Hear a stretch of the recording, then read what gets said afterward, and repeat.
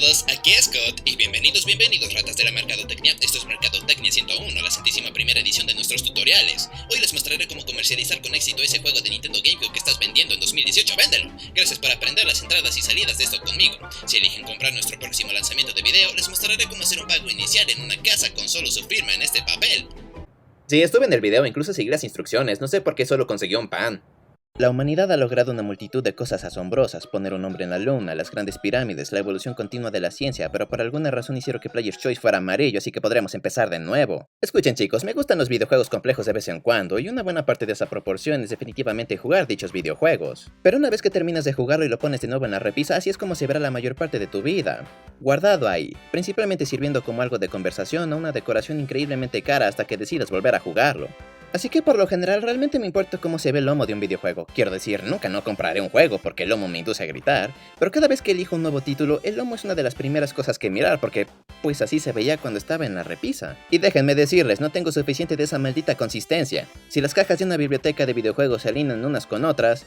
Oh, viejo, realmente no hay otro sentimiento como este. Sé que he hablado suficiente sobre la escoliosis en el pasado, haré una pequeña tangente del lomo tan breve como es posible hacer una tangente del lomo. Miren los juegos del Play 4 por ejemplo, todos tienen los mismos encabezados de PS4 seguidos por un lomo personalizado con el logotipo y el arte del juego. El hecho de que todos tengan su propio arte y logotipos personalizados con el mismo encabezado de Play 4, ¡wow!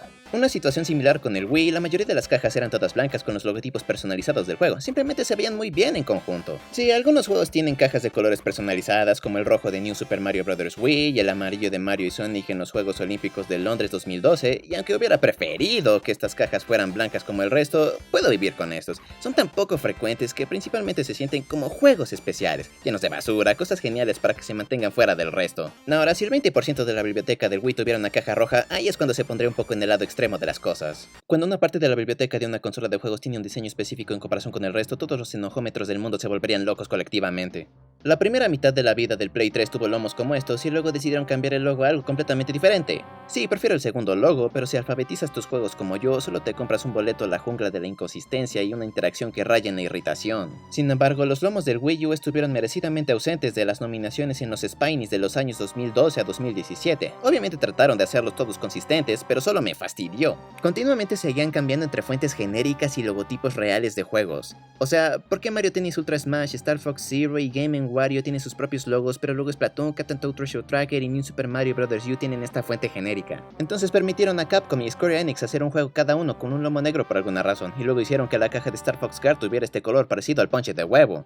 Y luego incluso se olvidaron de agregar la cresta azul en la parte superior de la caja de Wii Sports Club. Prefiero tener lomos coloridos que ponen arte del juego y el logotipo de los juegos, pero si los lomos de la biblioteca de una consola de juegos son de una forma, distribuidores de juegos sigan los pasos de todos los demás. Se ve a la mayoría de la biblioteca de Nintendo Switch usando la misma fuente sobre un fondo rojo, y aunque eso no deja mucho espacio para la creatividad, se ve bien en un estante. Excepto que tenemos alborotadores en la forma de Super Bomberman R. ¡Dios! ¿Qué es esto? No solo el título está centrado en vez de alinearse a la izquierda como cualquier otro juego de Switch, pero ¿por qué el logo de Konami es así? ¿Por qué? En general me gusta algo de consistencia en mis cajas de juegos, eso es TOC. Bueno, como alguien que no sabe que tiene TOC diría. No lo sé. Así que por favor tomen esto en consideración cuando pinto este cuadro en su cabeza. Juegos populares que debes tener reimpresos por precios muy bajos. No sé ustedes, pero tengo unos yo mismo, así que tengan esto en cuenta. Hay una trampa.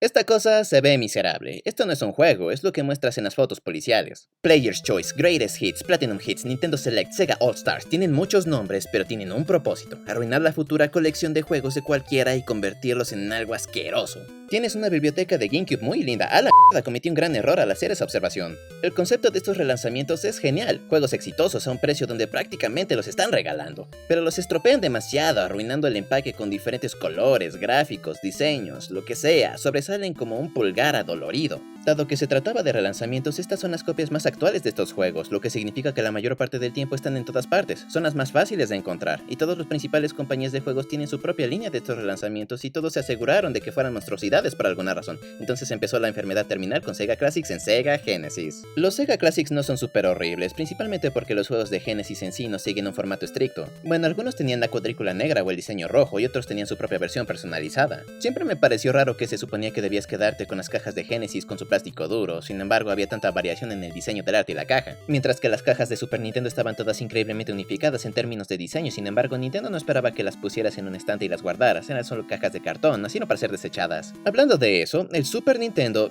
y Game Boy fueron las primeras apariciones del término Player's Choice,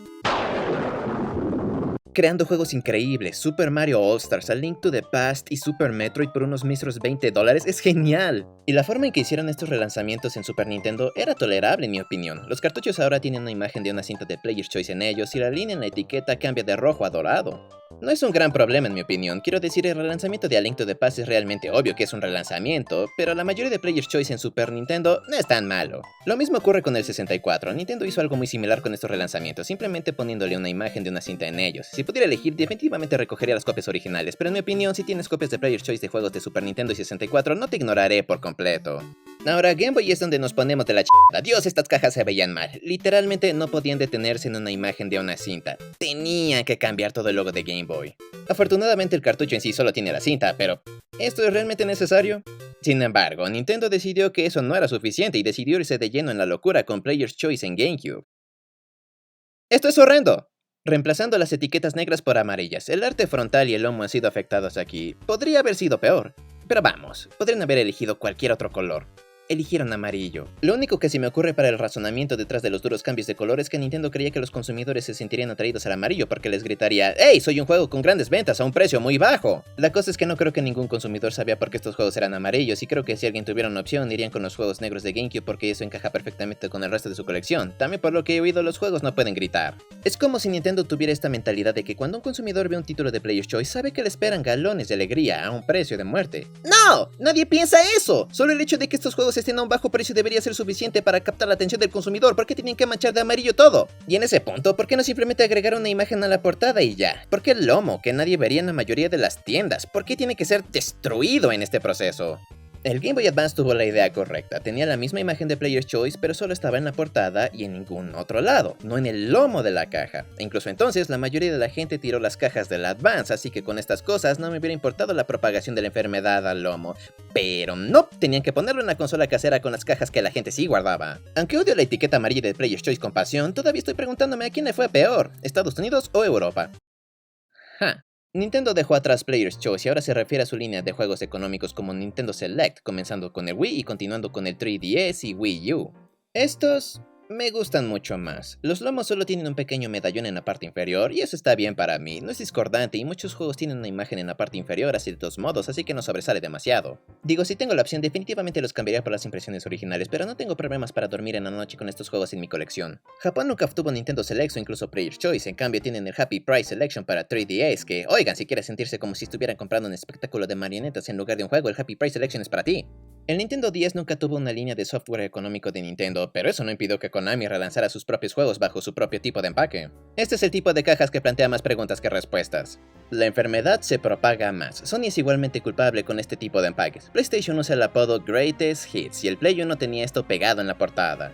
Honestamente no es mi menos favorito en el mundo, no es bueno para nada, pero se ve mucho mejor que lo que obtuvo el Play 2. Por Dios viejo, ¿quién en su sano juicio dijo ¡Borgoña! ¿Cómo es atractivo este color para alguien menor de 80 años? ¿Y por qué el encabezado ahora es curvo? Play 3 tenemos rojo, mejor que el Play 2, pero aún no es el mejor en el mundo porque ahora la caja es roja también. Hablando de rojo, Sega tuvo un intento más en los relanzamientos con Dreamcast en la forma de Sega All Stars, que son básicamente versiones menos molestas de Greatest Hits del Play 1. Pero todavía tenemos esta monstruosidad por revisar. Platinum Hits de Xbox. Microsoft se aseguró de que supieras que tenías una copia Platinum Hits de un juego, ya que toda la caja está llena de esta cosa.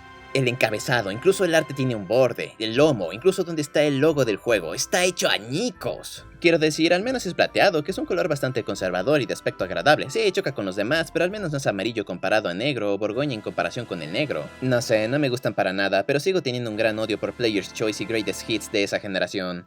Pero no se preocupen chicos, Microsoft se redimió en términos de no hacerme enojar lo suficiente, porque hablemos de la generación de Xbox 360 donde tenían tantos diseños diferentes para los juegos Platinum Hits, es difícil seguirles el paso. El primer diseño fue este, básicamente un borde alrededor de la portada, y el lomo donde el logotipo de los juegos se cambió para hacer esta cosa gris. Honestamente, no es tan malo, realmente no sobresale mucho en comparación con otros juegos. Luego lo cambiaron a esto, donde Platinum Hits se amplía el encabezado y alarga el encabezado del lomo también. Esto es asqueroso. Odio el hecho de que el encabezado del 360 en el lomo es mucho más largo de lo que necesita. vista. Después de esto hubo algunos Platinum Hits que solo tenían un logo simple en la portada y nada más. Y Dios mío, así es como se hace. Solo una pequeña imagen al frente está bien, es perfecto. Después de estas no quejas, Microsoft volvió a la mesa de dibujo y salió con esto. ¿Qué es esto? Entonces el encabezado es el mismo alargado de antes, pero ahora con un degradado de gris a blanco. Nunca me gustó cómo el texto estaba en blanco, por lo que se hizo cada vez más difícil leer contra el gradiente, pero... ¿por qué? ¿Por qué el lomo es blanco con la fuente más común imaginable? No hay razón para esto. ¿Por qué se ve de esta manera? Recientemente Microsoft ha vuelto a publicar juegos de Xbox 360 que son retrocompatibles con el Xbox One en este nuevo empaque que se parece a las cajas de Xbox One, pero también no al mismo tiempo. Odio estas también. ¿Por qué no poner una imagen en los lanzamientos originales que solo diga jugable en Xbox One? En cambio tienes un choque con el resto de tu biblioteca de Xbox, da igual la consola que tengas. Juntarlo con Xbox 360 no se ve bien al lado del resto de los juegos. Xbox One, lo mismo, porque es una caja de DVD estándar en comparación a las cajas de tamaño Blu-ray del Xbox One. No hay ninguna razón por la que estos relanzamientos deban destacar tanto. ¿Y saben qué es peor? Algunos juegos se lanzaron exclusivamente en estos paquetes. El relanzamiento de Pikmin 2 tomó un tiempo para llegar aquí a Norteamérica y cuando lo hizo Nintendo le pegó un borde de Nintendo Selects en él. ¿Por qué? Este juego nunca se lanzó en Norteamérica. ¿Cómo puede ser ya un Nintendo Select? Algunas personas coleccionan sets completos de estos relanzamientos y saben, eso debe ser divertido. Bien por esas personas. Pero para todos los demás, si solo quisieras jugar Super Mario Sunshine y tener la copia de Player's Choice, se ve más tonto que tonto al lado del resto de tus juegos. Y no necesita hacerlo. No tuvieron que cambiar el aspecto al lomo, no tuvieron que cambiar el color de las cajas. Podrían haber puesto una imagen al frente que dijera bestseller, bajarle el precio y dejarlo así. Pero el hecho de que hayan hecho un esfuerzo adicional merece que mueva mi puño violentamente. Y hasta aquí llega esto. O más bien yo, porque no me gusta.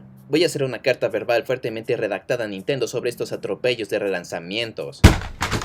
Oye, Nintendo, ¿por qué tienes que hacer que Player's Choice sea tan tonto? Bueno, señor, esa fue la elección del jugador. Oh, Dios. Hicimos esto.